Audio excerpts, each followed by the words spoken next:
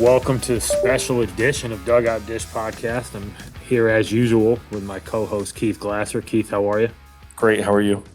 And once again, we have a special guest, an incredibly knowledgeable college baseball mind, Jonathan Grosse. Thanks for coming. Nah, thank you guys, man. I mean, I'm super fired up for this. I mean, we talked about it a little bit last week before you guys did your regional picks, and I'm like, yo, let me get in on this because, like I said last week on the podcast, like, man, on a Tuesday night in the middle of April, I'm locked in on, Austin P and Kentucky. So I'm ready to go. Love it. Love it. This will be fun. So, we made our picks last week. I want to touch on like a couple takeaways that you guys might have from the regionals. I thought there was some pretty interesting stories, and then we're going to break down some supers, make our picks for the World Series, and see what happens here. So, Keith, I'm going to kick it over to you. Like, a couple takeaways from the regionals that you thought were interesting. What do you got for us? Number one, I thought the performance that Wake put on was absurd.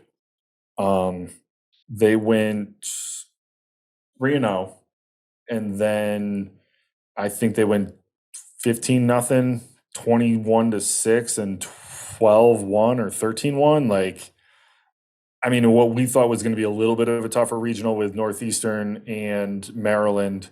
Neither of them make the finals with Wake. It ends up being them and George Mason. I mean, they put up video game numbers over the course of the weekend, and we'll kind of get into that as we go through this. And I think the other one, the other big takeaway was how good Oral Roberts showed up in the Oklahoma State regional. You had made mention last week that they were probably the best 4 seed in the entire tournament. And then the amount of Twitter posts I saw of like, look at these dudes that they're rolling out there. I mean, they're a really, really good baseball team. They've won a lot of baseball games. They have the longest winning streak in the country with 21 straight games. And they're beating everybody, so I thought that those were two of the biggest ones. I mean, obviously, Duke coming out and a lot of I think 7 national seeds didn't make it on. So that's a huge kind of, overview of what happened. But, specifically those two things, I thought like, wow, like those were 2 impressive regionals out of those 2 teams that I thought were of worth note. Yeah, great points there. Jonathan, what do you got for us?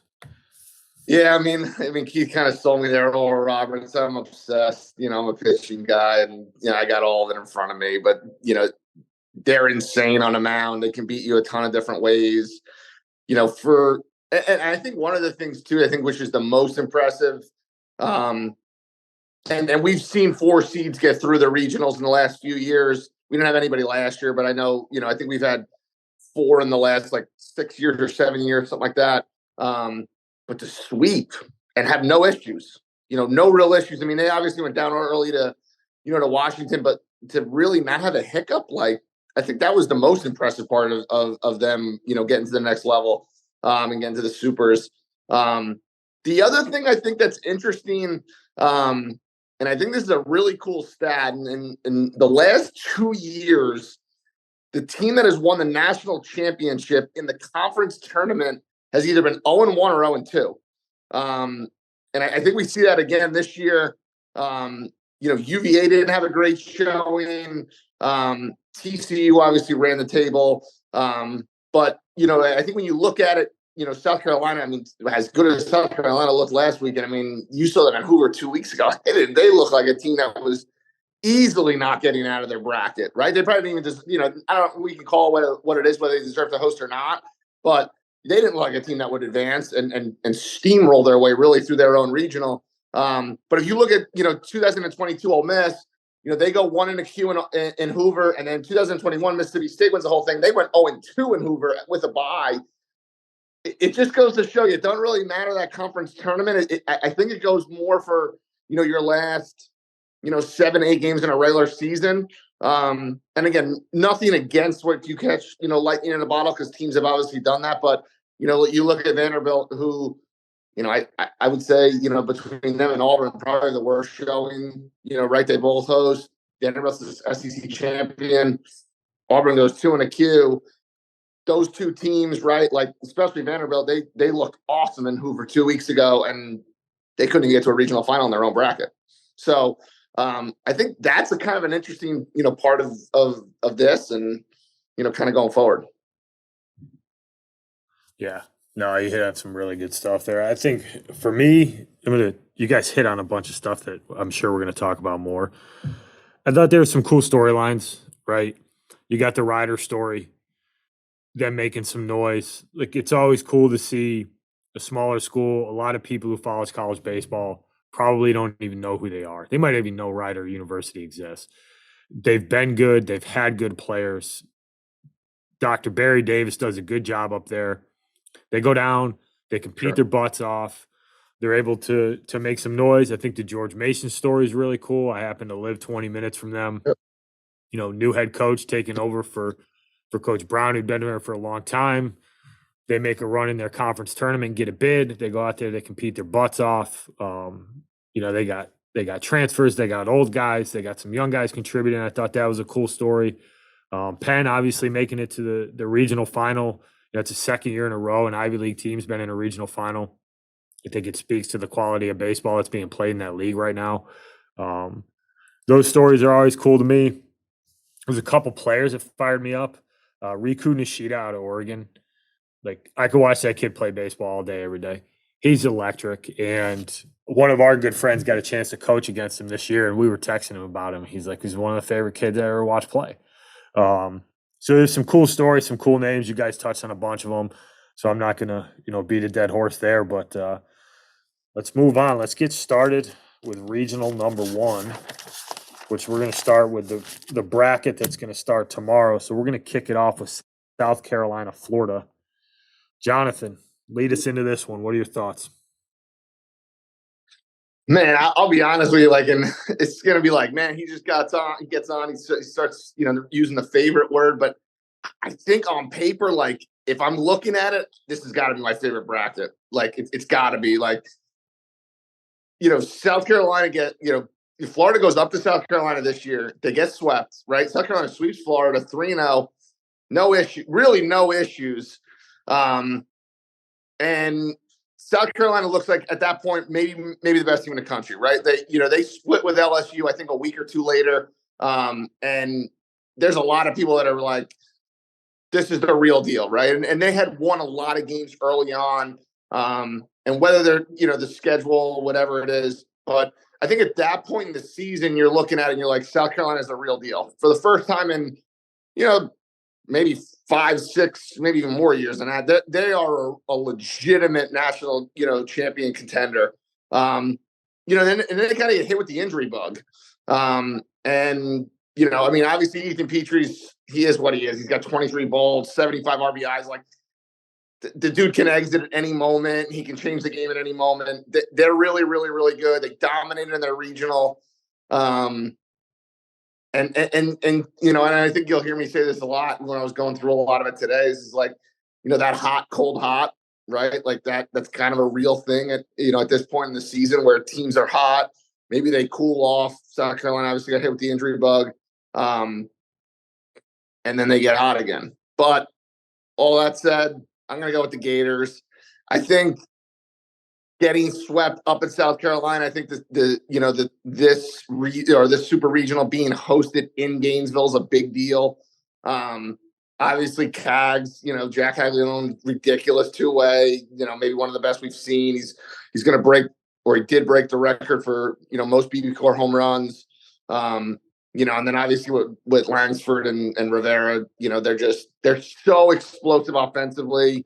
BT Ryapel freaking tore it up last week, and I joked with somebody the other day. I was like, man, I turned on the Florida regional 3 times, and I think every time I turned it on, he hit a home run. I just think in their own building, South Carolina basically is going to have to take 5 of 6 from Florida. Gators. I like the pick. Coach Glass, what do you got?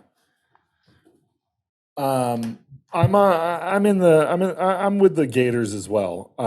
The thing I found interesting when I went through all of these regionals, and you hear me talk about this, I kind of broke down at how many free 90s each team kind of gave out over the course of the year. And you talk free 90s, and it's something that we can get a little bit analytical from a baseball standpoint, but it's errors, pass balls, walks, hit by pitches, balks, wild pitches, things like that. I was actually pretty surprised to see that Florida averages 7.5 a game. For somebody who's 48-15, like that's a pretty high number. But to Jonathan's point, like they mash baseballs. I mean, they got a dude who had 31 bolts this year. Like that's just absurd. I do think their bullpen is a tad bit of a question mark. But they're 33-6 at home. Like you get to this level of baseball, like you're playing a team who swept you on the road. You're gonna have to win 5 of 6, like Jonathan said. Like that's really hard to do. South Carolina's 10-10 on the road this year. They don't play the greatest on the road. And if you're 33-6 at home, like it's gonna be hard to go into, Swamp 2.0, I would say, and try to win that series. I think Florida comes out of this and gets to Omaha on the tail end of the series. It might be a 2-1, like they might face they might get to the if necessary, but I just thought that Florida, they end up losing to Texas Tech 5-4, and I think they gave up 2 runs after that. They handled UConn really well in the regional, and then I think they blanked Texas Tech in 2 straight games in the regional. Like the pitching is going to be there, I think, for the Super, and they're just going to hit it way better than South Carolina over the course of the weekend. And I think the Gators get to Omaha. Yeah, I'm on that train too. It was almost like Texas Tech pissed them off, and it was almost like that game focused them. I think this is the second best team in the country, top to bottom. I do, to your point, Keith. I think they had some ups and downs in the bullpen, but I mean, outside of Wake, is anybody going to run 3 better dudes out at you? On a 3-game set. Like, I mean, you got Sprout, you got Waldrop, you got Caglione. I mean, Waldrop, they're calling Waldrop. I've seen some articles about calling him the pitchability guy. Like, dude is 94-97 when I was watching him throw the other day with multiple pitches and feel, and he competes his butt off. I love the way that kid handles himself on the mound. I was actually texting one of our players that said, hey, turn the game on. This is how you act. Like it's super calm. It's such a consistent pace. Just the utmost confidence, bordering on cocky. Like I just love watching that kid throw baseballs. Langford's he's gonna be a top 5 pick in the draft. And yeah, Dylan Cruz is probably the lead position guy, but you could argue that Langford's just as impressive. I mean, he can do it all. I think Rivera's a future big leaguer at short. They got this freshman Curlin playing second base who walks into the ACC and hits 16 bolts and hits 300. Like you got him and Petrie in this series, and you're talking about 2 of the best freshmen in the whole country. I think South Carolina, like obviously their track record's really good. To Jonathan's point, the hot, cold, hot thing, I think that does matter. Like they're playing good baseball right now. So Florida can't slip up. Like they're going to need to play clean. They're going to need to do some things. South Carolina is super dangerous. They rely a lot on home runs. They rely a lot on the big swing, the big inning. And while that sometimes can lead to some deficiencies offensively, it also makes them super dangerous. Like they're an error and a walk away from a crooked inning. They got a bunch of dudes who can leave it, and like Petrie, there's no yard that can hold that kid. I mean, what he's doing as a freshman in that conference is just otherworldly. But with that being said, it's on the road. Florida's at home. I like those 3 big dogs to be able to go chew up some innings. They don't have to rely on that bullpen quite as much. So I think we got a clean sweep with the Gators here. We're going Gators to Omaha. I'm going to throw one thing in here on this, and this is going to contradict the 3 of us. And I heard this today, and I think it's a good point. I think one of the things that we kind of all hit on with that Florida bullpen is normally, right, everyone plays, and again, in the SEC, it's a little bit different because, a lot of times they'll spotlight guys on Thursday. But does Florida have to win on Monday and then come back to Friday change some things for them as opposed to South Carolina, who's on clean 3 games. They only played 3 games last weekend. So Florida obviously had to play 4 plus the extra day. Does that throw a wrench in this whole super?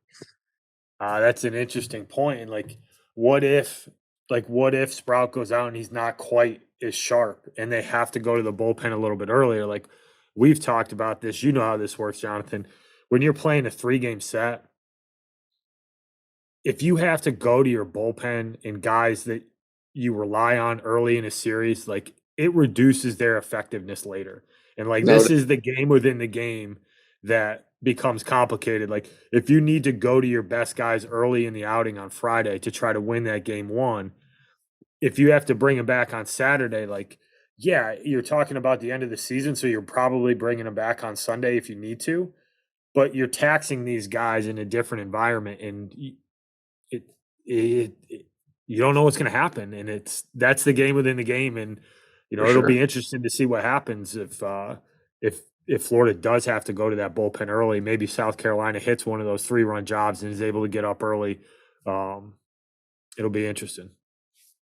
Be fun. Right, regional number 2, Duke at UVA, little inter ACC battle. Keith, kick us off for here. Yeah, I mean, I think this is going to be this is probably one of the more interesting supers, in my personal opinion. I mean, Duke won the series in late April at UVA right before they kind of took a slide. We talked about in the last one where, I kind of hit on the high academic Dukies, and I picked them to get out of that regional. But UVA is also 35-4 at home this year. 2 of those 4 losses are to Duke. So I do think that Duke's not going to be scared walking in there to take on the Cavaliers this weekend. I do think one of the biggest things that UVA has going for them is that they're not going to beat themselves. They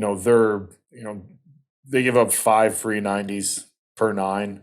I mean, it's going to be really hard to go in there and beat them. You can say what you want. Duke went in there and beat them. Yes, they did, and I already touched on that. But over the course of 60 games, it's tough to really keep that level and win every single series. There's only one team, I think, and we talked about it the last time with Wake. They won every single ACC series. That's hard to do, man. Duke is good, but ultimately, I think UVA. I mean, they're hitting 334 as a team, man. That's at this point in the year, after 60 games, you're hitting 334 as a team, and they only have. They only have 76 bolts. They're not really, they're not leaving the yard at the clip that Florida and Wake and South Carolina, who are all over 100, are doing. They're gonna hit singles and doubles, and they're gonna steal bases, and they're gonna put a lot of pressure on you. And they're also pitching at 3.8. I mean, you're gonna have to go in there and play flawless baseball in a super regional on the road to beat them. And I personally, I just don't see that happening. I think Duke might be able to steal a game, but at the end of the day, I think UVA walks out of there getting to Omaha for another year, just based on. I mean, they're 48-12, they're 35-4 at home. I just think they're too good to get beat by Duke at home in a super, and UVA gets to Omaha again. Keith, in on the Wahoos, Cavaliers. Coach Grosse, what do you got? Thing with Duke is they're playing, kind of like that. They got off to a little bit of a slower start, but they're playing, really well at the right time. And obviously that's probably really cliche to say, right? Everyone's playing really well this time of the year. I think the one thing that can maybe give, UVA an issue, and maybe it did last time, is just they'll mix and match with that bullpen. They only have one guy. If you look at their website, they have one guy with qualification innings, which is pretty wild right now. This late in the season to have, everybody in, that darker gray. I think that's pretty interesting. And they had a guy I coached who actually broke their single season appearance record, pitched for me at Brown, Charlie Bielenson. And they'll just mix and match. They don't care. They'll just, they'll run a guy out here and there. They got a grad transfer that's their number 1. who, he is that only guy in that qualification innings, which again, wild. For me, Duke beat him in the series. Since they lost to Duke in that series, they went 6-0 in ACC play. They went 1-1 in the ACC tournament, but kind of what I started with is that doesn't really matter, right? They swept Louisville at home, swept Georgia Tech on the road. They got 5 guys, everyday guys hitting over 300. You got Teal and Geloff, like Keith said, like the pitching's elite, hitting 330, like UVA is going to the World Series, in my opinion. That's just where I'm at. Yeah, I'm on the UVA train too. I think a couple things that stick out to me. I had I guess you call it the pleasure of coaching against these guys at William and Mary when they were 14 and 15. They won the series in the national title in 15. I actually thought the 14 team might have been better. But offensively, they remind me a lot of that group. Super dangerous, super athletic.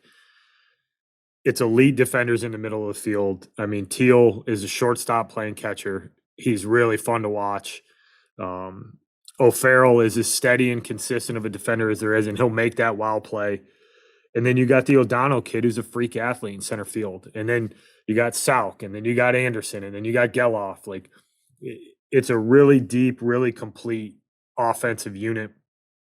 And like a typical UVA team, they do all the little stuff really, really well. They're not going to beat themselves. They're going to catch the ball. They're going to throw the ball where it needs to go. And they have that. They don't have that huge juice that those other programs have, but every kid in that lineup's dangerous.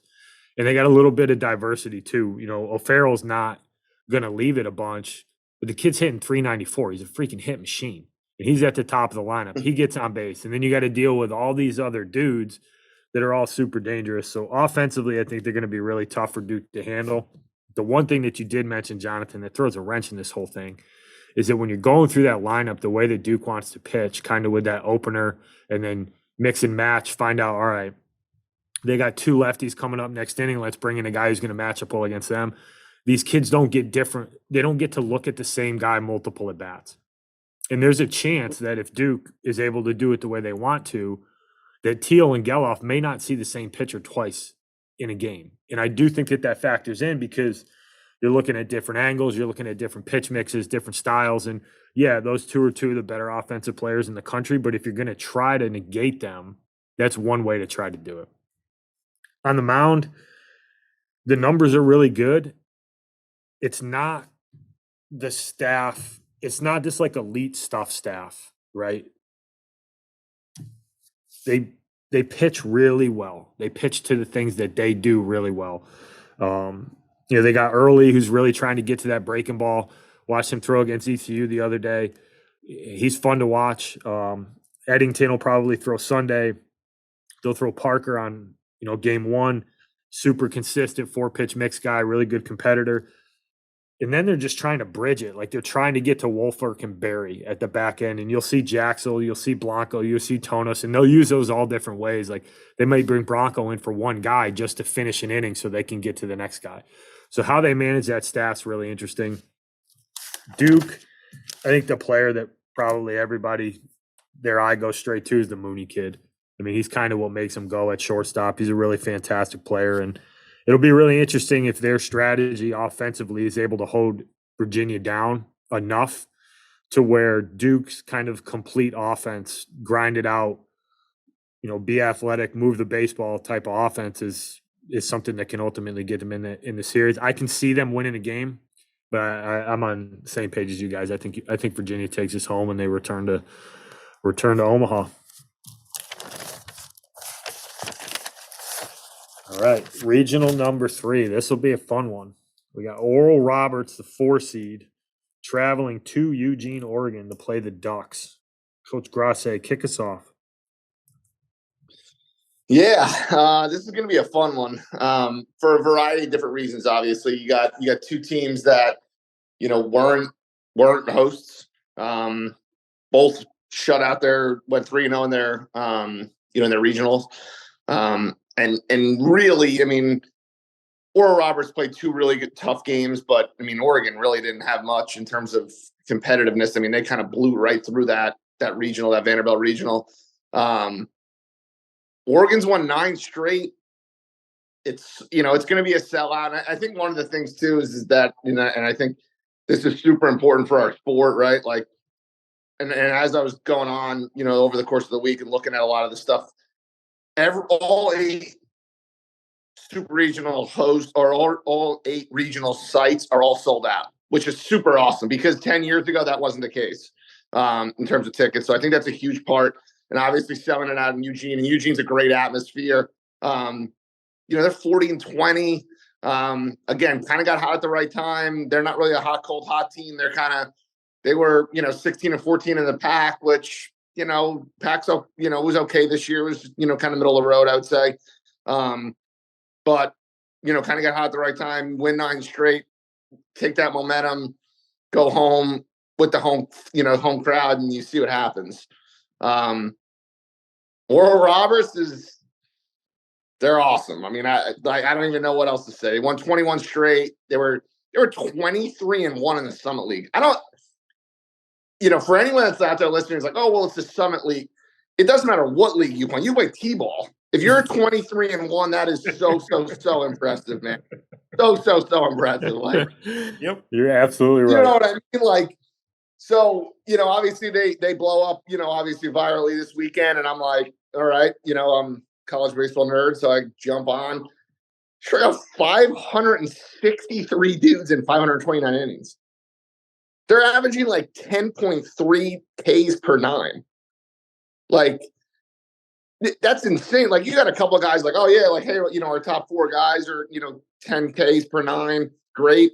But your whole entire staff is that? Like, that's just insane. Never mind the fact then you put in Jacob Widener in the back end left-hander. He looks like Randy Johnson. He's like 6'8", it looks like, and he's got the long arms, the levers, moving parts everywhere. And then Cade Denton, who obviously everybody knows about, as their closer, he's 93, 96, and he's throwing, that 2-seam that's barreling down on a right-hander's hands. And it's like, they won a game in a regional in every way. They won a shootout. They won the super tight one against Dallas Baptist in the final. Like, I just think that they're kind of built for this postseason.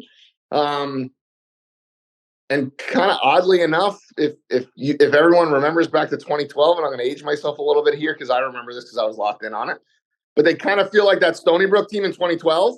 And a lot of people don't remember is that in 2012, the 3 seed of Kent State beat Oregon twice in the Super that same year to go to Omaha as well.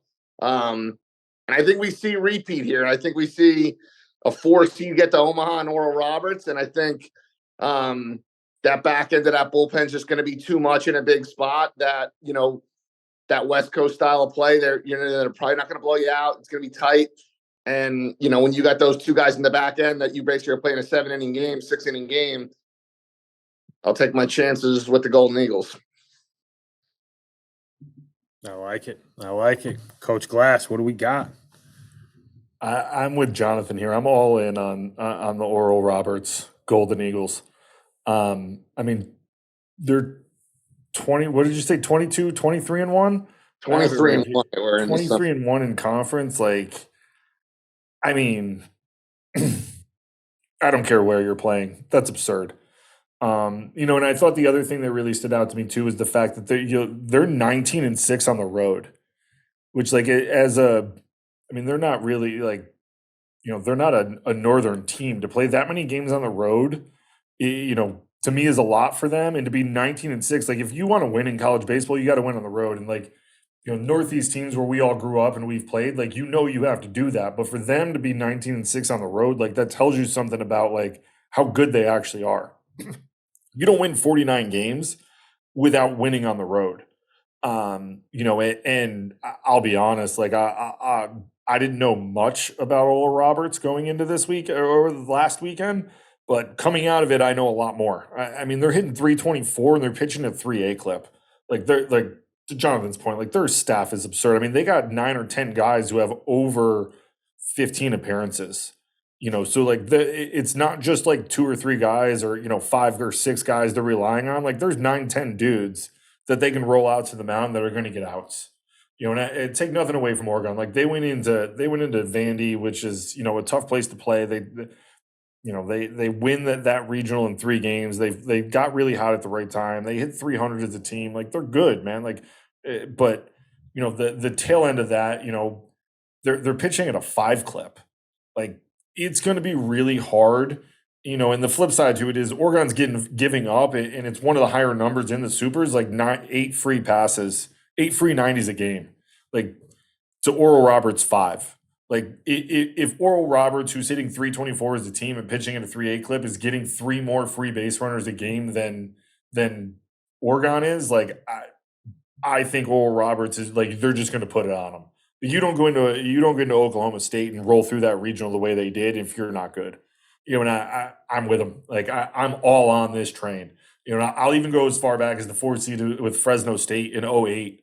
And that I just remember because that's when I graduated from college. Like that was like, oh my God, it's a 4 seed. Made it like they're in Omaha and they won it that year. I'm not saying Oral Roberts is going to win this year, but I do think Oral Roberts gets to Omaha, and I don't think it's really going to be close this weekend. Like I think they're going to go in there and make a statement and get to Omaha, and I think it's going to be awesome to watch. Like I'm all in on this. I'm on this bandwagon. I might order some stuff on Fanatics this weekend. The whole Fanatics name drop, I like it. And there's some dudes on this Oregon team that I really like watching play. Like I mentioned him at the top of the podcast, and the Sheeta kid is electric. He makes them go. If Oral Roberts can keep him off the bases, then nobody's on base for Crowley, who is a really good player. He's a Cal Poly Pomona transfer Division II guy, super steady shortstop. He's put up some big numbers this year. He's a really good player. And then you got the Sabalas kid, who is, I mean, the ball he hit in the regional final against Xavier, like that thing's still not landed. I mean, he's an electric athlete. Kid certainly looks like he's got a chance to be a big leaguer at some point in his career. But I think the big thing for me is the pitching, right? Like I think that's what is their bugaboo right now. And I don't think they're going to pitch enough. I think that this Oral Roberts offense, they got Jonah Cox, who's, 12 doubles, 8 triples, 10 bolts, 65 RBIs. He's hitting 424 on the year. And then they got a bunch of really good athletes who play really good offensive baseball behind them. And if you get to the back end of the game, like good luck. Like Jonathan talked about at the front end of this piece, like good luck with Denton and Widener. Like it's a 6-inning game. If you beat them with those guys on the mound, you earned every inch of it. But to see those two pitching in an Oral Roberts uniform, I'm sure there's a lot of coaches who are going, I can't believe we passed on those guys. But I mean, Denton, like that kid's an alien. He might be the next dude who fast tracks himself to the big leagues. Like this stuff is just absurd. I'm on the same train. I'm going Oral Roberts. Like bring it on. I want to watch those two pitch as much as possible. I think offensively they're really fun to watch. So we got three clean sweeps here. I mean, that's Oral Roberts. The Denton kid has 15 saves. Yo, he's got a .88 whip. That's not even a real number. Like he's got 9 walks to 75 punchies. Like 9 walks to 75 punchies in like 52 innings. I think he's thrown 52 innings for 72 dudes. Yeah. Good luck. I'm so glad that I'm not a hitter. No. Like, what do you do with that? Like, yeah. All right. Golden Eagles. Here we go. This one's an interesting one, right? There's some storyline behind this. Indiana State, they hosted. A lot of people were up in arms about whether they should have hosted and all that good stuff. Turns out they win their regional and they can't host because of some circumstances there. They're hosting a Special Olympics event and they don't have the staff to do it. So this thing's getting kicked to TCU, which is one of the most consistently quality programs in college baseball for the last decade. They made 4 straight College World Series appearances, 14, 15, 16, and 17. Kirk Saarloos, the head guy, was a big piece of that puzzle. and they're on the doorstep of doing it again. Jonathan, what do you got on this one? Here, and I think it stinks, and I'll leave that with that. And I think what that TCU group, that's their huge fans, are they're raising a bunch of money for the Indiana State, or the, I don't know if it's only Indiana, but the major Special Olympics that's being hosted in Terre Haute this weekend. They're doing a great job raising money. But at the end of the day, like, for me, and I don't know, maybe I would have picked, TCU again. But Indiana State having to go to TCU, I just think that's such a disadvantage for them. Their record speaks for themselves. They're 45-15, 24-3 in conference.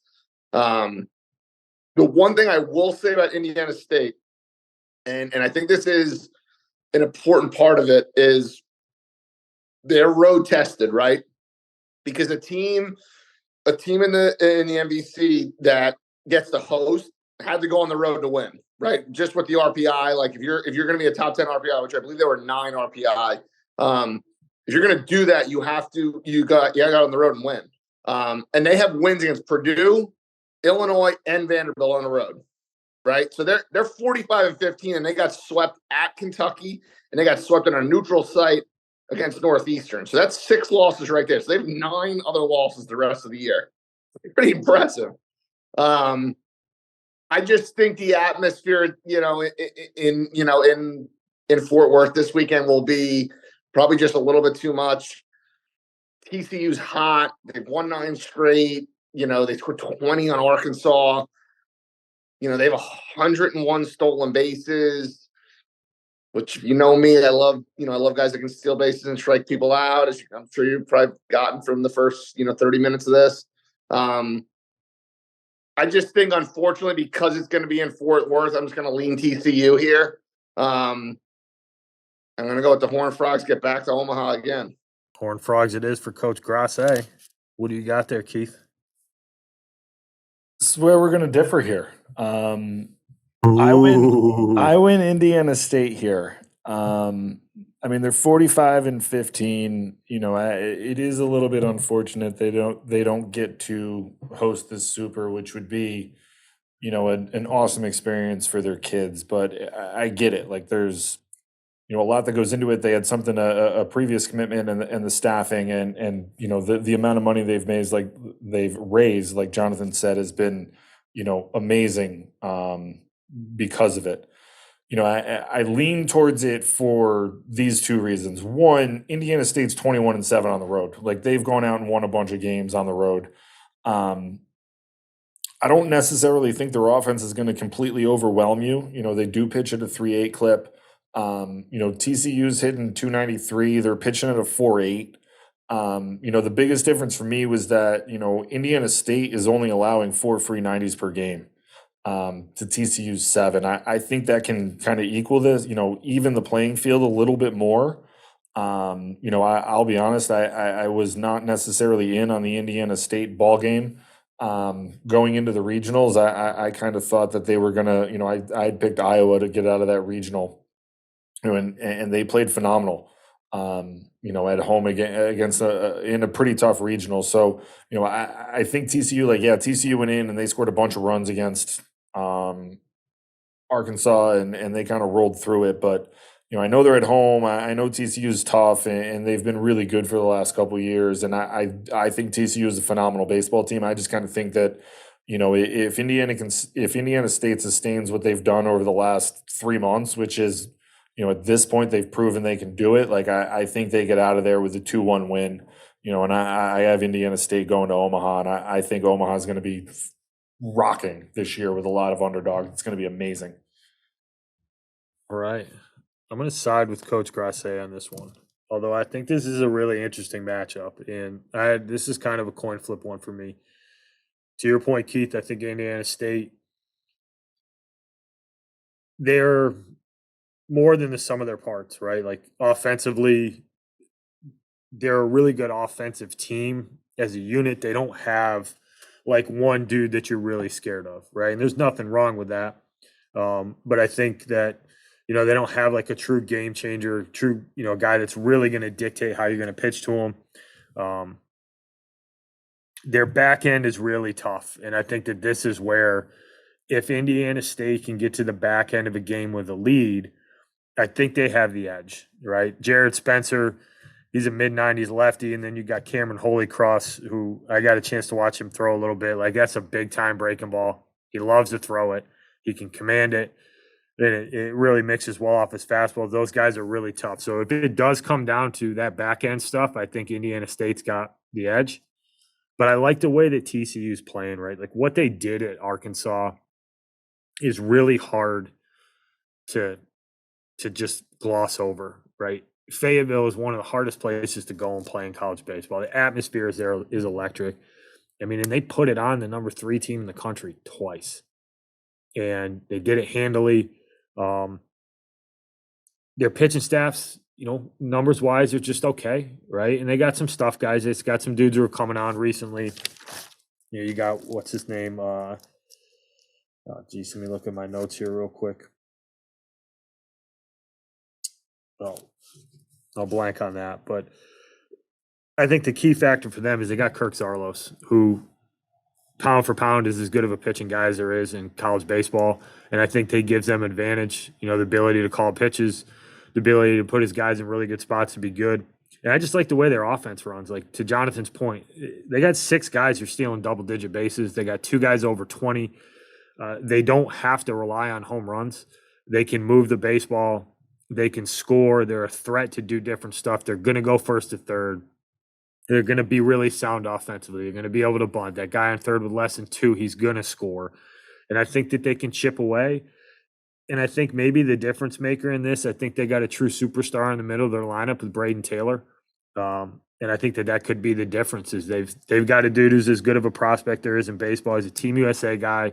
He's got 23 bolts on the year.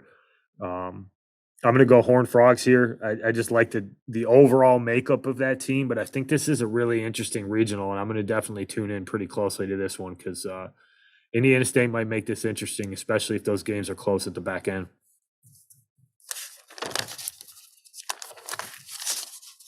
All right, that rounds out Pod 1. Any closing thoughts on those regionals? All right. On to Winston-Salem. We got the Alabama Crimson Tide. They're going to roll into Winston-Salem and see if they can take down the favorites. Keith, what do you got? I mean, I said this in the last one. Like, I'm all in on Wake. I mean, you're 50-10. You're 29-3 at home. I mean, they rolled through that regional. I mean, you can pull out their stats on the internet. Like, their offense is super dynamic. I mean, they're hitting 308 as a team. But they have 1, 2, 3, 4, 5, 6 or 7 guys that are everyday starters that are hitting over 300. 6. I mean, they have, the Kurtz kid is 23 bolts. Wilkin is 27. But they can beat you a multitude of different ways. Like, they can steal bases. They run they run the bases very well. They defend. They hit 117 bolts, but they also hit 125 doubles. They're going to be a power offense and they're going to score a ton of runs. And I think, their offense is unbelievable, and their pitching staff is just probably, at least from what I can remember in the 20 plus years I've been in college baseball, this is one of the best pitching staffs I've ever seen. And they're also missing one of their best arms. I mean, we're 60 games in and they're a 2.7 as a team ERA with 709 punchies to 163 walks. I mean, their 3 starters have over 100 punchies. I mean, I just, like, we haven't seen numbers like this in a very long time. They're not going to beat themselves, and I think in a 3-game set, it would take nothing away from Alabama. Like, Alabama's good. But you're going to have to play lights out, unbelievable baseball for 2 games to beat them, and I just don't think with the arms that Wade can roll out there against you that it's going to happen. I they're just far too good, and I love watching it because they're like it's that good. Like they do what they're supposed to do, and they're playing high level baseball and playing it better than the high level teams that they're playing against, which is awesome to see. It's fun to see the amount of people that are showing up to watch Wake play. So it's awesome. I'm super excited for them. We know that staff pretty well, so it's great to see. Their opponent ERA is an 8, almost a 9. So it's absurd, and I have Wake winning this and getting to Omaha, and I don't know. I would never say that things are a lock because you have to play the games, but I mean, this is as good a team as we've seen in a very long time. Well put, Jonathan. Where you at with this one? Yeah, I totally agree with Keith in terms of how good this team is. But I'm going to go Demon Deacons at the end of this, and I'll kind of preface it with that. But I'm gonna just kind of play devil's advocates a little bit here, because I think what Jason Jackson has done at Alabama is one of the most impressive things that we've seen in college baseball in terms of an interim head coach, maybe ever. Never had a head coach get fired because he was betting against his team. Okay, no problem. What does Jason Jackson do? Steps in there at 13-4 since Brad Bohannon's been fired. I think one thing that kind of gets overlooked a little bit is that this is actually his second time being an interim head coach. Coach Mack got sick, I believe, at FAU, and he had to step in there when Jason was down at Florida Atlantic. So he kind of knows what he's doing. The Pickney kid's phenomenal. The Harvard transfer Seidel is awesome. Jim Jarvis may be my favorite player in all of college baseball, to be honest with you. He's just a dirt ball. Holman will be, I think, at least a matchup, for Lauder. Not that Lauder's really had any matchups the whole year. When you're 14-0, it doesn't really matter who's pitching against you. But I think Holman will do a good job. I think the one thing that I think will be interesting is that, we got to remember the last 2 number 1 seeds, right? 2021 Arkansas was 50-13. They went 2 in their own regional. And last year, obviously, Tennessee lost to Notre Dame. Tennessee was 57-9 last year. Yep. So there's no locks here, right? And I'll be honest, right. I personally think, and again, I told you I'm going to go Demon Deeks here just because they're number 1 overall seed and the whole deal. But I don't think this is a clean sweep. I think Wake runs into a little bit of an issue here. And here's my last point, and I think this was really good. I heard Coach Jackson talking this week about a couple different things. They were interviewing him, and I think he said it best.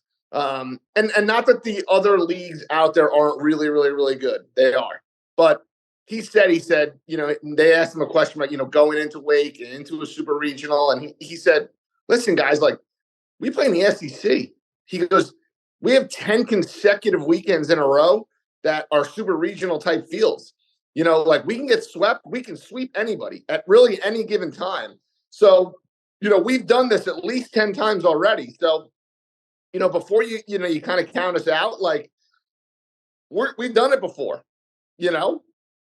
And it's a phenomenal point. And again, the number 1 overall seed hasn't won since '99. And I love Wake. I think that, especially a Lauder kid, I think he's awesome. Their bullpen is electric in terms of what they can roll out, which is probably the most underrated, stat and part of their entire game because people don't even know about it because their 3 starters are so legit. But they're rolling guys out of their bullpen that would be starters at a lot of other places. But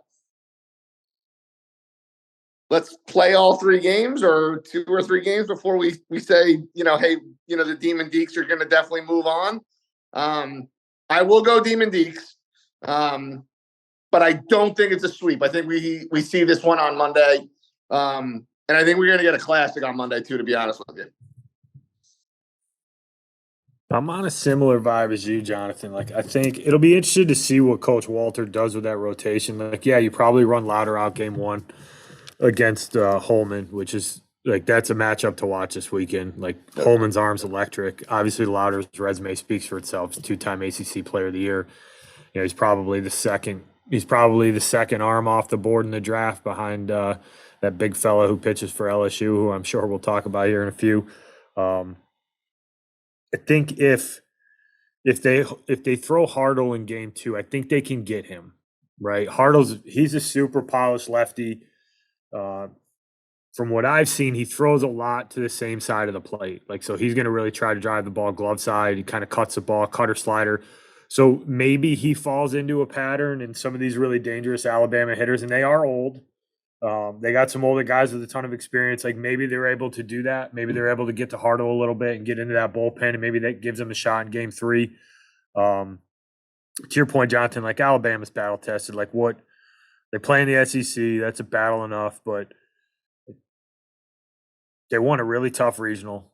They had to get through a really good BC team who's, super well coached, tough, have been good all year. And then I don't think you can overstate what they've done after the firing of their head coach. Like the amount of character that shows from that team and the coaching staff that remains, like it's hard to quantify how significant that is. And I think to your point, they make it interesting. But when I run down the numbers with Wake, like they led the country in ERA, strikeouts per 9, walks per 9, whip, least amount of hits given up per 9, and shutouts. Offensively, they were top 10 in scoring, on-base percentage, slugging, home runs, and walks. So they don't give up base runners. They strike a heck of a lot of people out. They don't strike out. They get on base a lot, and they score a lot of runs. Like, it's usually a pretty good recipe for success. And I think one of the things that has really elevated them this year is they have diversity in that lineup.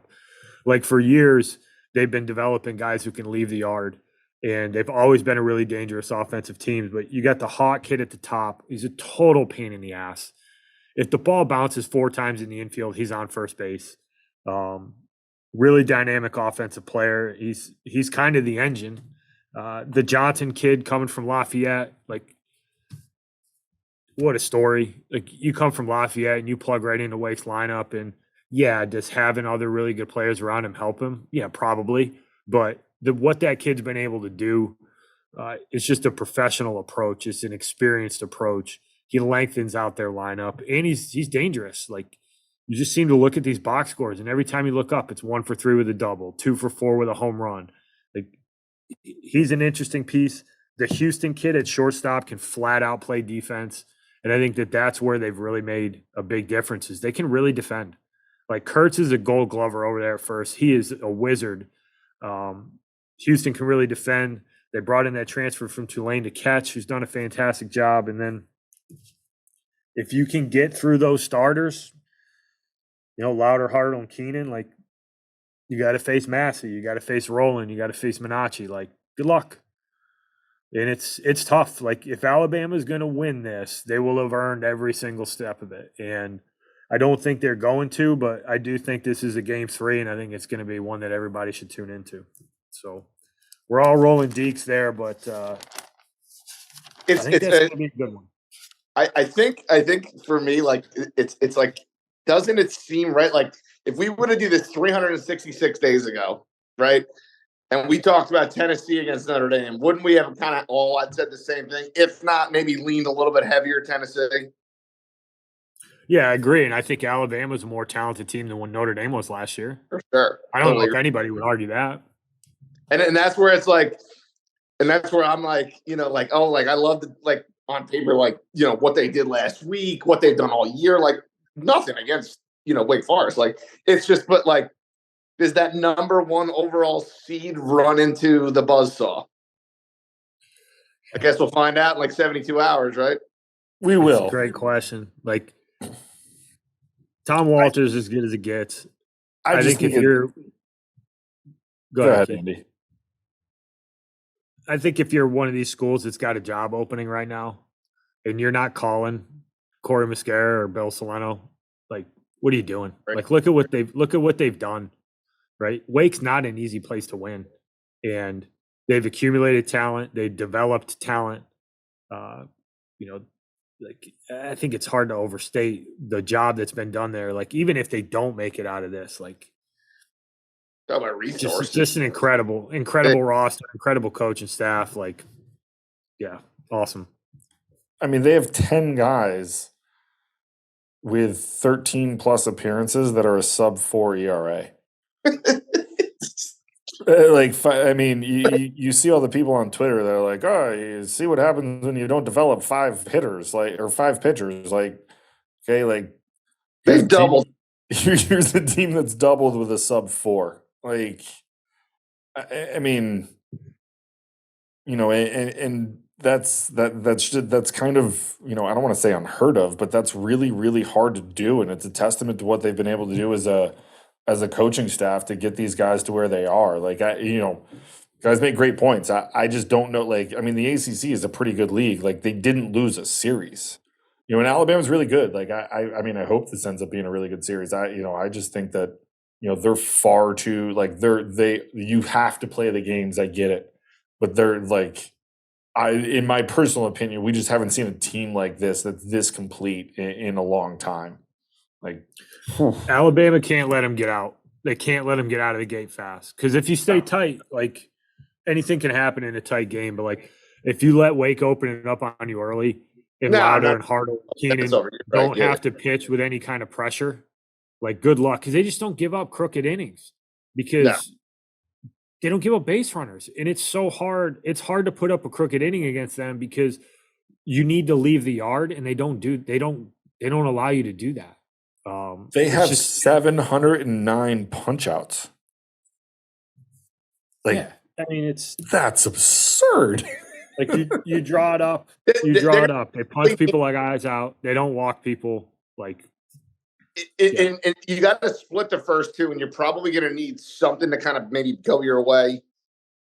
Maybe a wind-aided home run, right? We've all been in Wake Forest. Everyone knows it's not the biggest yard in the entire country, right? Maybe a wind-aided home run, error, and again, nothing against, but how do you get out of it? Like, if you're Alabama, and then you get to game 3, and then, you don't know. I mean, like, and that's my point, like, with, Tennessee last year. I mean, Tennessee was one, and Wake will go down as well, as one of the best college teams we've ever seen. Mm-hmm. Tennessee was 57-9 last year, and didn't, that's with 2 losses at the end. So, they were 56-7 going into it at the end. Like, yeah, I think the one thing that Wake does really well too, from an offensive standpoint, I mean, they're I'm not good at math, 395 and 81, 475, 476.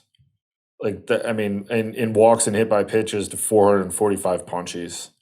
Like, from an offensive standpoint, like, they don't really punch out. Like, they're going to walk or hit by, they're on base more than they're punching out, which I think is a telltale sign to a really good hitter, but also a really good offense. Like, if your offense has more free passes than punch outs, when you're also hitting 117 bolts and 125 doubles, like, you're going to be really hard to beat.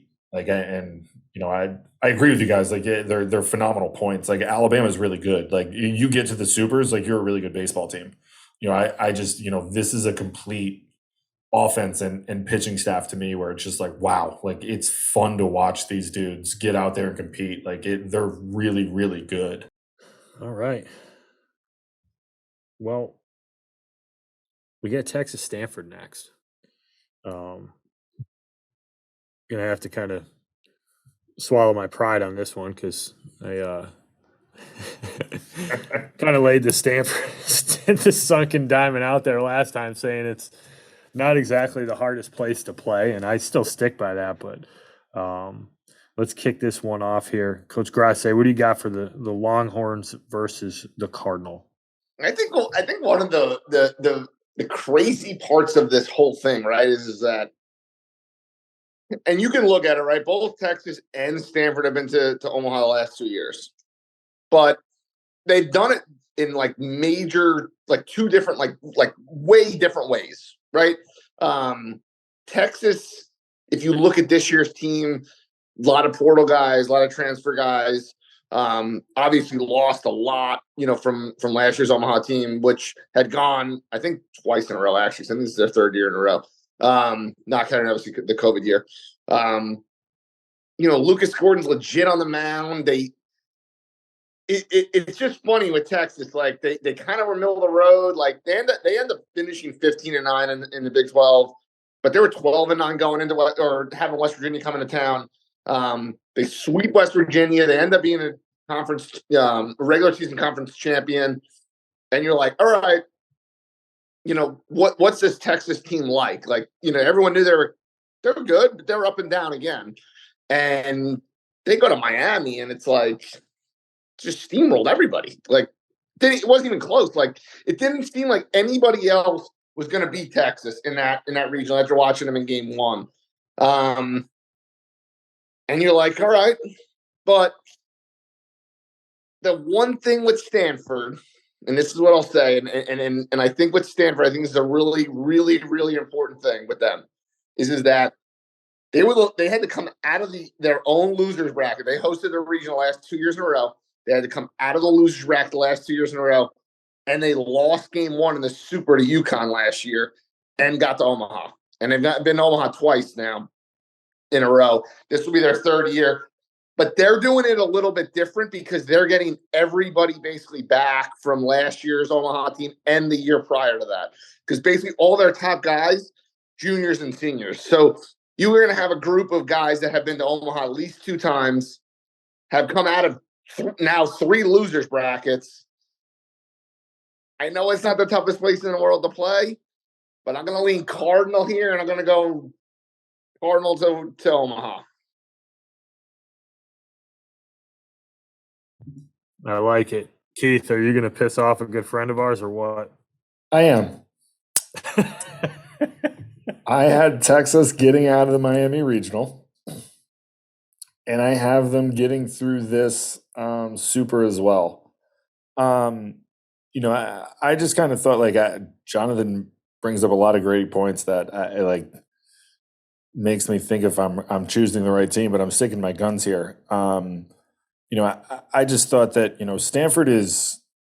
I mean, they're really, really good. Don't get me wrong, but I think it's going to be hard for a team that's pitching at almost a 6 clip, in what we would consider an average Pac-12 conference. Like, yes, they were 23-7. Like, that's what you're supposed to be when we were one of the better teams. To be pitching at a 6 clip, it's a 5.8. I'm rounding up here. But there's one dude, the Quinn Matthews kid has 111 innings, and then everyone else after that's around, is 70 and below. So if there's, I think the Matthews kid has a shot to really help him out, but after that, everyone's almost pitching at a 5. And I think Texas's offense, they're hitting almost 300 as a team. They're gonna be able to score some runs, and the Big 12 is not the SEC, but I don't think Texas is going to be intimidated at all going to the West Coast and going into Stanford and trying to win a series there. I just think that they're playing far too good baseball towards the end of the year, and I think this is also one of those things where I I don't think they were great in the Big 12 tournament. I would have to go back and look real quick, but they were really, really good leading up to the Big 12 tournament. Were okay, and then rolled the Miami Regional. And they went 0-2. Yeah, I thought they went 2 in Q.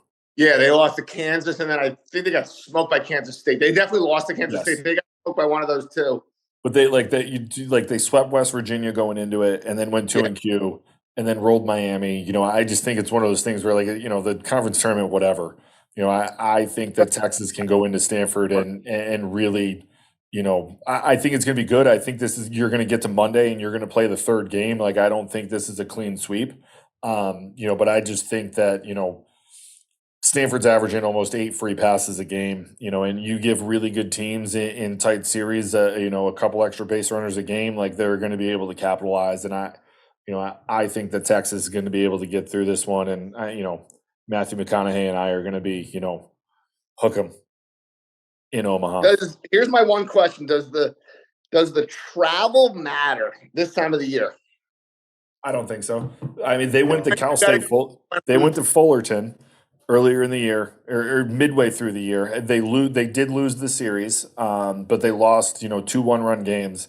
I don't think the travel like I would be more concerned if it was East Coast team going to the West Coast. I mean, you're kind of dead central. It's not a huge thing, and But you're not in school. I don't know what their travel is. Like, are they already there? You know what I mean? Like, are you already on the West Coast and you're practicing and there? Like, I don't know what that is, but I would imagine if we're still in school and we're rolling out on Thursday night, like this would be like I would make a different pick, I think. Okay. But I don't think it matters right now because I think it's like, all right, like we're gonna go back, we're gonna practice for 2 days, we're getting on a plane on Wednesday, and we're going to the West Coast. And because like the NCAA might not pay for it, but like I have to believe that Texas has some money to be like, hey, we can afford a night extra in California to make sure that we're ready to go and give ourselves a chance to get to Omaha. Fair. After all the shade I threw at Stanford, I'm gonna go. Don't you pick them. Stanford in this one. I'm gonna. And here's you why. Called them a country club last week. I did, and they still are. But they got 6 guys with double-digit bolts. And I saw Texas play earlier this year, and maybe it's one of those, like, you can only get a first chance to make one impression, right? Like, I saw them play Oklahoma. It wasn't good. They are playing really good right now, and they certainly just took everybody to the shed and down in the Miami Regional, which is it's an impressive thing to do. Like, that Miami team had won a bunch of games. They're super talented, so hats off to the Longhorns and what they were able to do. But here's where I got it. Matthews has to be really good or Stanford can't win this. Like, he needs to be an ace, and they need to win one game with their offense. That's it for me. Like, Matthews needs to stuff it, and then Stanford can hit their way to the regional. My favorite guy to watch in college baseball right now is in this regional, and it's Tommy Troy. I would pay money to watch that kid swing a baseball bat. I'm not saying he's going to be this guy, but in the batter's box, he reminds me of Wander Franco. I think the kid's electric. It's simple. He just seems to get good swings off every single at bat, and I mean, that dude's winning them games. And I think if it comes down to it, like having a guy with that kind of ability might be what swings the table. Kind of swings the pendulum in this one. So Matthews is a bro, which I think he'll end up going out and having a good outing against that Texas offense. I'll bet on Tommy Troy and that Stanford offense to find a way to win another game. So, yeah, I backtrack. I was wrong. I'm going Cardinal. You can be mad at me, Keith. I understand. It takes a big man to admit when they're wrong, Andy. I was wrong. All right. Another interconference matchup. Kentucky's rolling into LSU. Keith, kick it off. Yeah. I mean, you have another SEC matchup, LSU, Kentucky. I took LSU here. You're going to have I do think LSU has a little bit of a potential bullpen issue with their pitching staff. But that said, Alex, we played in the old Alex Box. Like, the Alex Box Stadium this weekend is going to be out of control and electric. Like, I wish I could be there. It's going to be amazing to be in that setting. Kentucky is, they're only giving up 6.6 free 90s per game. LSU is a tick higher at 7.2. LSU won the regular season series. They won two of the three, 16-6, 10-3, and then 7-6. So I think this is going to be a little bit tighter than most people might think it's going to be. LSU can flat out swat. You get the Cruz kid, Tommy White. I mean, Tommy White is 20 he has 93 RBIs. I mean, that's absurd for a college kid. You got the Skinnies kid. I mean, they're just, he's got a 1.9 ERA and he's 11-2 somehow. He's 179 punchies and 17 walks. I mean, that kid's gonna he very well could be pitching in the big leagues this year. Like I don't think it's hyperbole. Like that dude is it's as good as we've seen in a very, very long time. Ultimately I went with LSU, mainly based on the fact, LSU's 31-7 at home. Kentucky's 11-11 on the road. They don't necessarily seem to travel that well. And I think that Alex Box Stadium is going to be electric. I think it's going to be a little bit tighter and a little bit more of a nail biter for LSU and LSU fans than they probably would like to admit. But I do think that ultimately LSU is going to get through this super and end up in Omaha.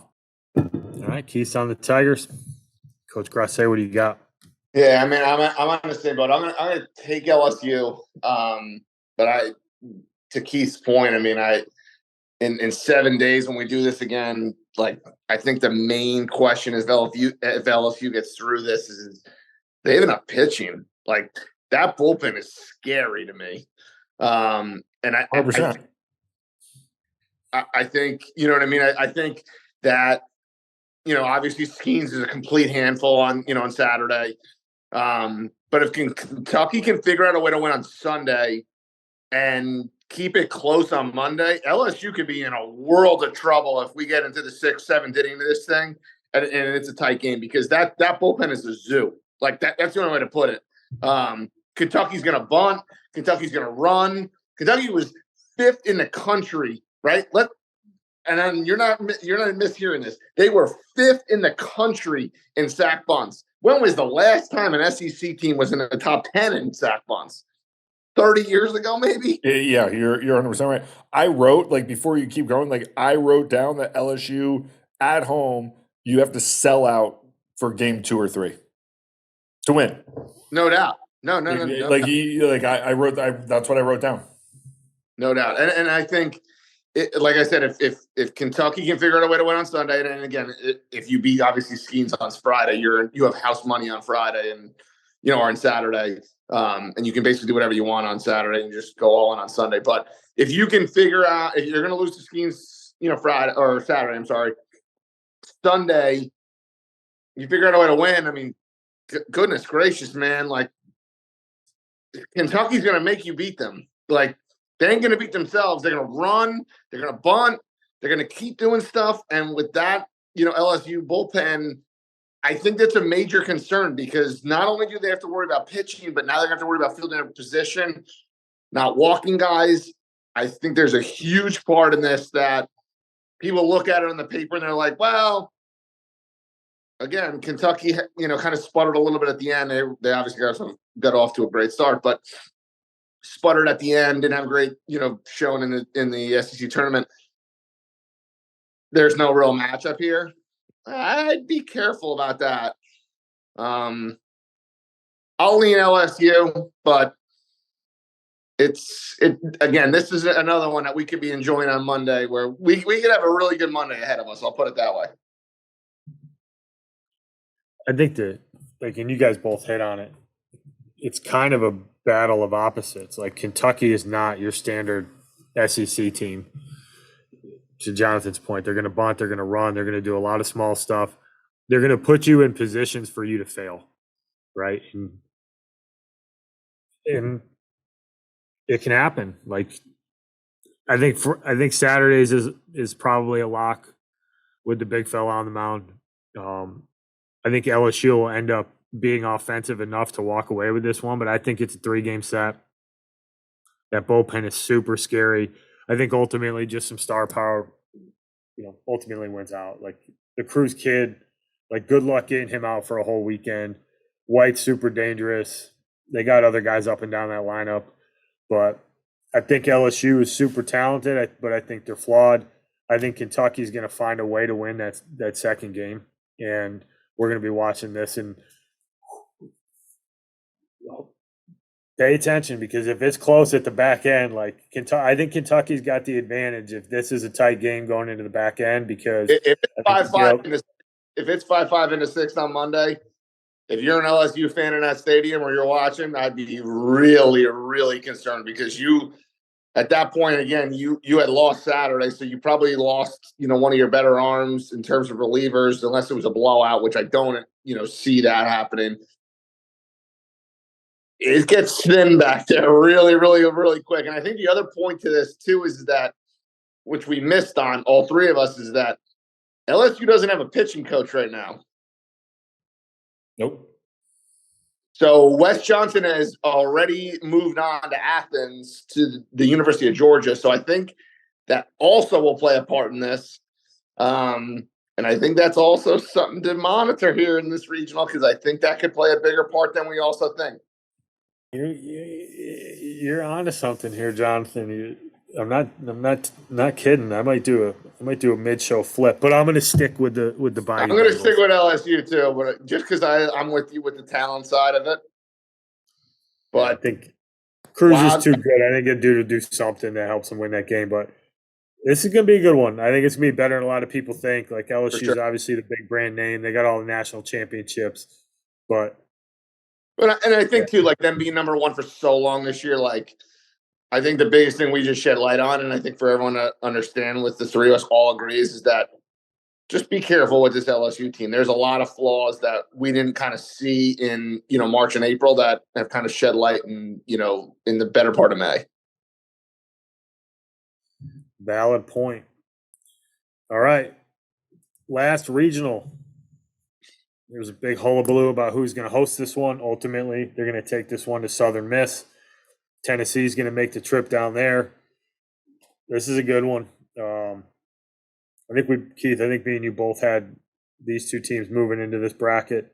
We did. You kick it off. What do you got, Tennessee or Southern Miss? I think this is arguably the best regional or super regional, out of them all. I was super split on who. I even told my wife this morning. I was like, "We have this podcast, and I don't even know who's gonna win this regional." That's right. You're like all in. Yeah, my wife was like fired up that I was doing research all day, and like she's like, "You do enough research. Don't you watch enough games?" Like, yeah. I went with Tennessee here, and I wanted, the reason I went with Tennessee is I talked about it in the regional one, is I think this is kind of the revenge tour. I mean, what they did last week at the Clemson regional was pretty impressive. I mean, they went 14 and went toe to toe with, they were down to their last out, chasing, I think they were chasing one against Clemson, and there's one out, there's 2 outs in the 8th or the 9th, excuse me. They lift them.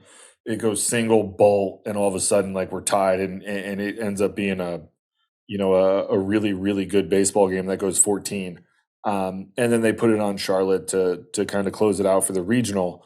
The 5-12 for them on the road scares me, to be completely honest with you. But I think that was a little bit more of an early on in the year Tennessee, where they were kind of up and down year round. I mean, Southern Miss is really good. Like, they take nothing away from that team, and they lost game 1 against Samford at the Auburn Regional, where Penn beats Auburn, and then they put it to Auburn, and then they beat Samford, and they come back and they beat Penn twice. Like, that's the pitching was there for them to do it.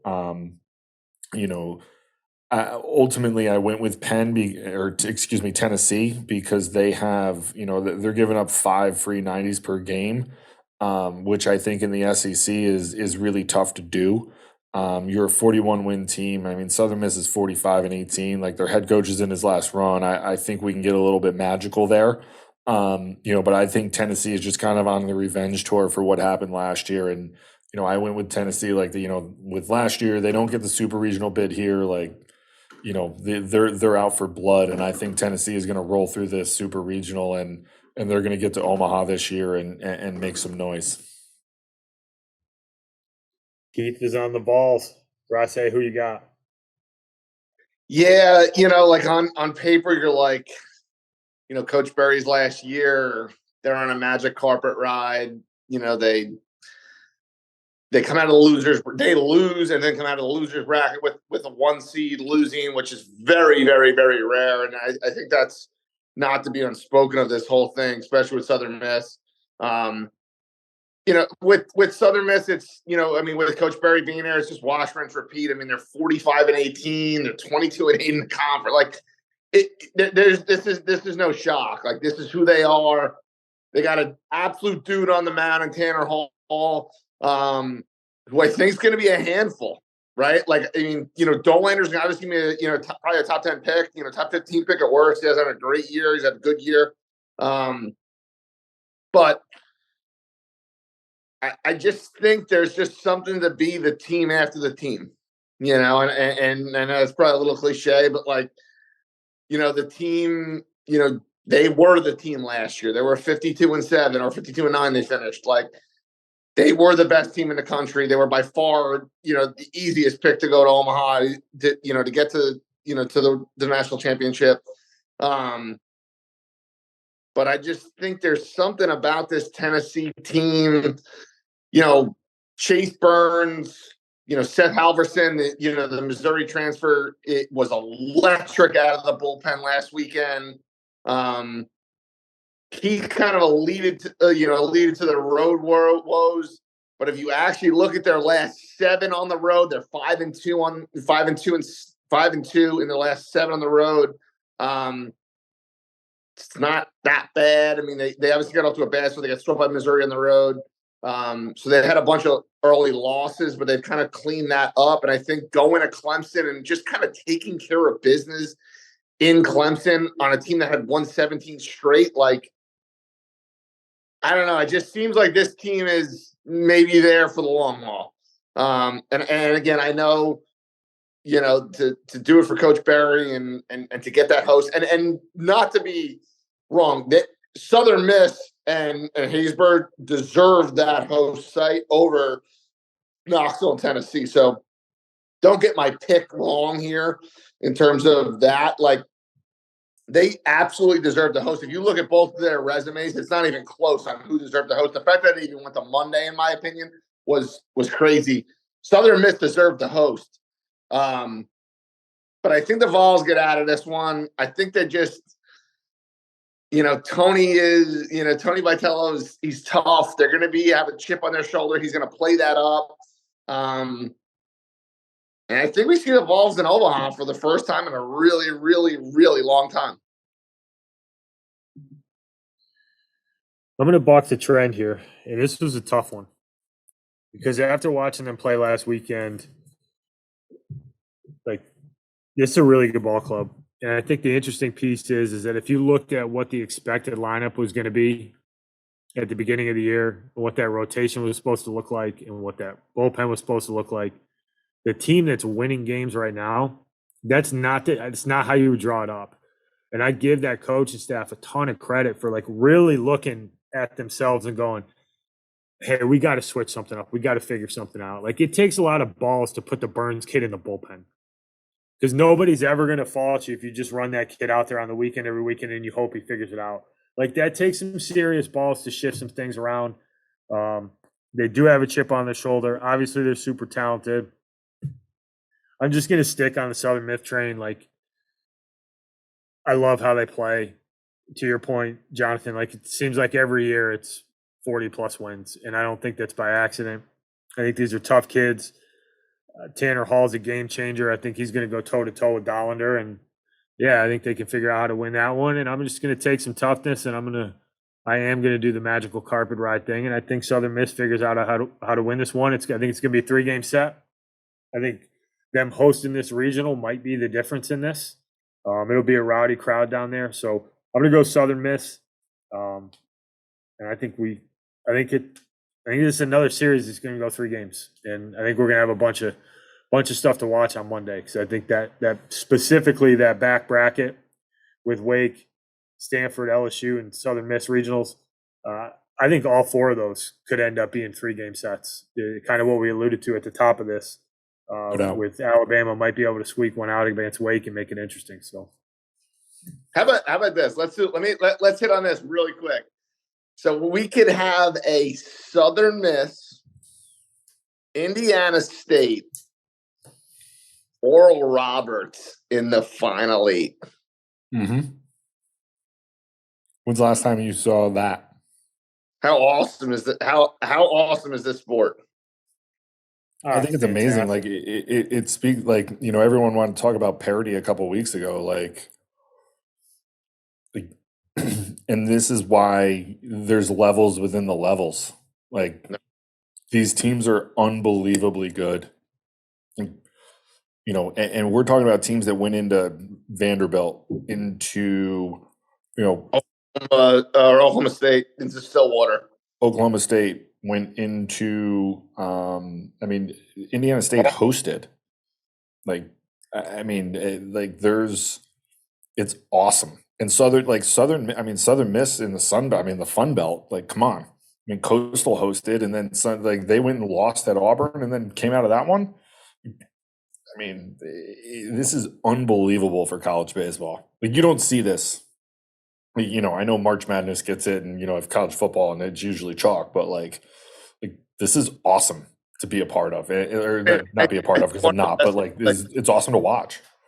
One of the things we've said a ton of times, and obviously if you're a Friday, Saturday, Sunday bracket, it's a little bit different. But for us to kind of go through this and be like, hey, we just broke down 4 super regional sites that realistically could get to Monday, right? Because we kind of all agreed that we wouldn't all be shocked. Obviously Alabama would be the one, but you just don't know.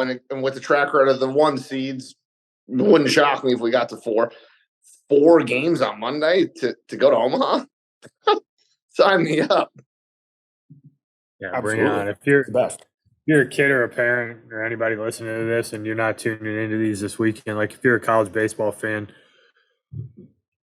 turn on the television, sit down and watch some of these games. Like you're going to see super high end talent. You're going to see teams that play the game extremely well. You're going to see different styles, different atmospheres, different locations. Like, it's a really cool weekend to be a fan. And if you're watching, I hope you enjoy. Any closing thoughts?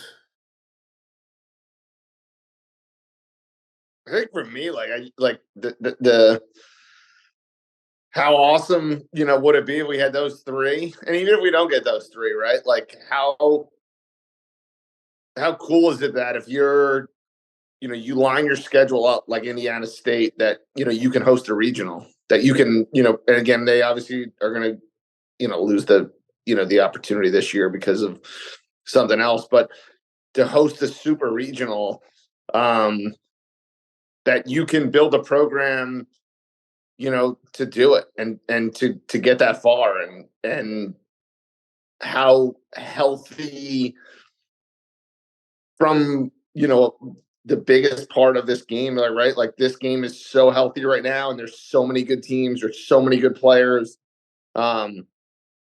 With a lot of the NIL stuff, like, guys are going to college as opposed to going to the pros. Like, our game has never been better, and it's never going to be as fun as this weekend until we talk next Thursday, and we'll lock and load for Omaha on Saturday next week.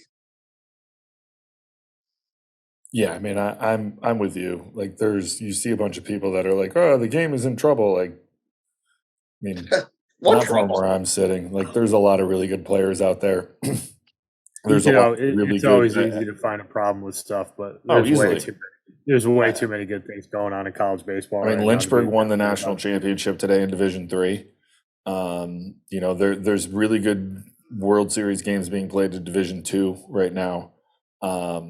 There's good baseball being played everywhere, and you have smaller, what's considered smaller conference teams that have legitimate chances of getting to Omaha this year. And it's not necessarily what you would think the blue bloods are in a lot of these other sports. And I think that's what makes this fun, year in and year out, to kind of be a part of and watch and see what all these teams are capable of doing. So it's awesome to see. I'm going to be glued to the TV this weekend, and it's going to be amazing. I can't wait. No, I think Yeah. there's more of that than, like I said before, right? There's more of people locking into a TV than there was 10 years ago. I know for a fact. I was thinking of this today before we got on. I was coaching, I think it was 2013 or 14, and ESPN had come out with like this post. I don't even know what it was on, but it was like, hey, here are all the college baseball games that will be on TV this year. And I'm like, all right, awesome. So I printed out, again, highlight, what days we have games. And it was like a page and a half, right, of games that are going to be on TV between, Yep. there was SEC Network then. It was like ESPN2. I don't even think there was ESPN Plus at that point. No. I'm like, all right, like, awesome. Like, I can lock in all these games, like Mike Rooney, whoever's doing it, like, sweet. And then now you look at it and you have, ESPN Plus is running, the Tournament Central and all these games every night you can watch. And it's like, it's good for our game, man. Like, and it's good for the kids, because we couldn't find all this information out. We couldn't talk like we talk on this if it wasn't there. So I think that's what makes me super excited, because I love the game. I think it's awesome. And especially for kids that want to play in college, like, there's nothing better than sitting down and watching this. Like, this is real baseball. No, it is. Like, the amount of people that have come up to me in the last, I would say specifically in the last like 3 to 4 years, probably 2 to 3 would probably be a better estimation of like, or like the amount of college baseball I watch now is I watch more college baseball than I do pro baseball. Because it's on earlier and people are excited to watch it. And like, it's way more accessible than it ever was before. No doubt.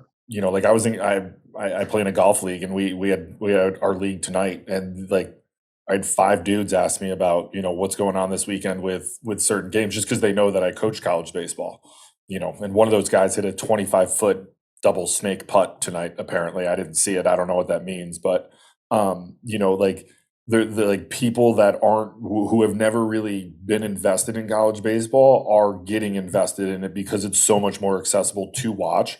And it's it's fun to have conversations with people like, hey, I see LSU and Tennessee and Wake, and it's like, well, go watch Southern Miss. Like, they're really good too. Like, I know you don't really know much about them, but you should watch that.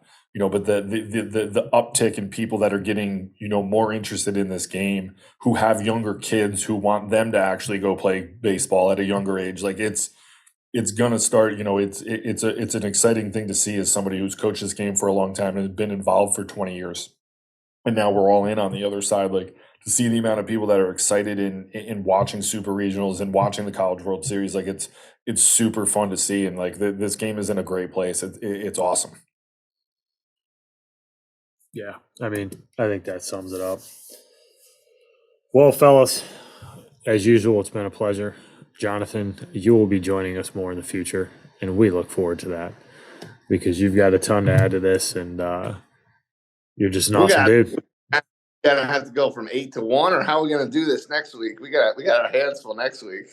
Yeah, we're gonna have to do some more research. We're gonna have a lot to break down. Yeah. And then we'll go 2 to 1. We're gonna break that down. It's gonna be good. Yeah, it's gonna be good. Thank you for joining us. I can't thank you enough for having me on. Like I said, I'm a complete junkie. I'm a huge fan of you guys. You guys are 2 of my best friends. Hopefully I go 8 for 8, and you're like, yo, let's bring them back. Oh yeah, you got a permanent spot here. You just let us know when you win and beyond. Always fun having you. Should I read through? Go Gators, go Wahoos, go Golden Eagles. Well, thanks for joining, everybody. Thanks, guys. As usual, we are out on Dugout Dish. Follow us on Instagram, emdbaseball.com, for recruiting advice. EMD Baseball on Twitter and Instagram as well. Go ahead and follow Jonathan and his group over at Elite National. Thanks for joining. We'll catch up with you next week.